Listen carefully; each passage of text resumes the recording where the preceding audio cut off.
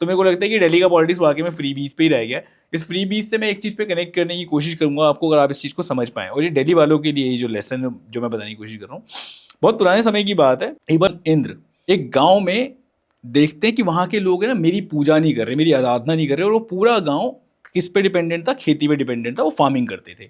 तो उनको गुस्सा आता है कि मेरी आराधना नहीं कर रहे, और वो इस गुस्से में जाके पूरे गांव को ये श्राप दे देते हैं कि आज से 12 वर्षों तक अब तुम्हारे गांव में वर्षा होगी ही नहीं। जब इंद्रदेव ने श्राप दिया तो श्राप के साथ उन्होंने ये भी बोला था कि मैं या तो 12 वर्षों के बाद इस गांव में वर्षा करूंगा, या फिर मैं तब वर्षा करूंगा जब भगवान शंकर अपना डमरू बजाएंगे।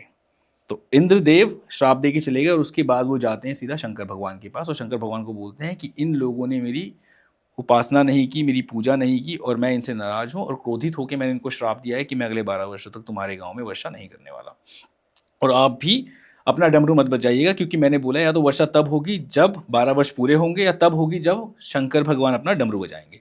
अब सारे गांव वालों ने क्या किया? उन्होंने ब्रह्मा भगवान की उपासना करी। तो ब्रह्मा भगवान प्रकट हुए और उन्होंने बोला कि हाँ बताइए मैं क्या आपके लिए कर सकता हूँ। तो उन्होंने कहा कि इंद्रदेव ने हमें श्राप दिया है, वो हमसे नाराज़ हैं कि वो 12 वर्षों तक हमारे गांव में वर्षा नहीं करेंगे। अगर वर्षा नहीं करेंगे तो फसल नहीं होगी, फसल नहीं होगी तो हम लोग मर जाएंगे, 12 वर्षों के बाद तो हमारा एग्जिस्टेंस होगा ही नहीं। तो ब्रह्मदेव कहते हैं कि इस पे मैं भी बहुत ज़्यादा कुछ नहीं कर सकता, आप एक काम कीजिए, आप शंकर भगवान की पूजा कीजिए, वो आपकी मदद कर सकते हैं। शंकर भगवान की वो पूजा करते हैं।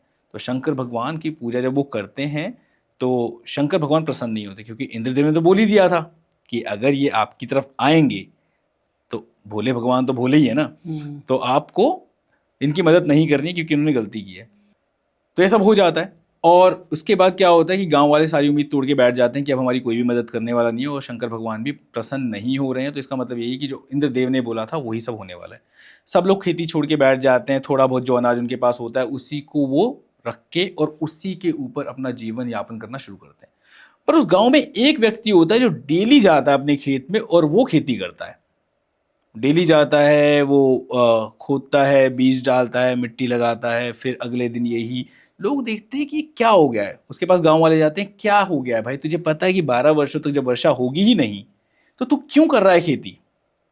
ये तो खराब हो जाएंगे सारे बीज, कुछ पनपेगा भी नहीं, और ये तो अनाज को नुकसान कर रहा है, जबकि अनाज अभी हमारे लिए बहुत ज़्यादा ज़रूरी है।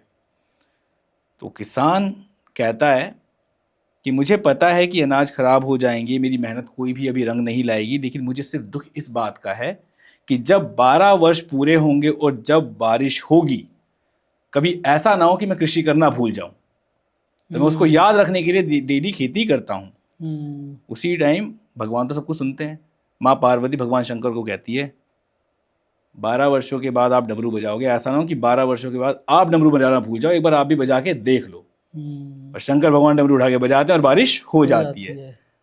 सिंपल सा लेसन ये है कि दिल्ली वालों को मैं ये बोलना चाहता हूँ कि कितने भी फ्रीबीज आए, अपनी मेहनत करते रहना। ये फ्रीबीज कब गायब हो जाएंगे वी नेवर नो, और उस टाइम पे हमारे लिए बहुत ज़्यादा डिफिकल्टीज हो सकती हैं। क्योंकि यस, आपको घर बैठे जब सब कुछ मिल जाता है तो आप कंफर्टेबल होना शुरू हो जाते हो, और फॉर श्योर कि आप उतना हार्ड वर्क नहीं करोगे। हम दिल्ली के लोगों ने वो टाइम भी देखा है जब पूरे पूरे बिजली के बिल भी लोगों ने भरे हैं, पानी के बिल भी भरे हैं। अब फ्री हो गया है तो हम सोचते हैं कि चलो एक पोर्शन तो गवर्नमेंट देख रही है, लेकिन व्हाट इफ कि कल किसी गवर्नमेंट ने इसको विड्रॉ कर लिया।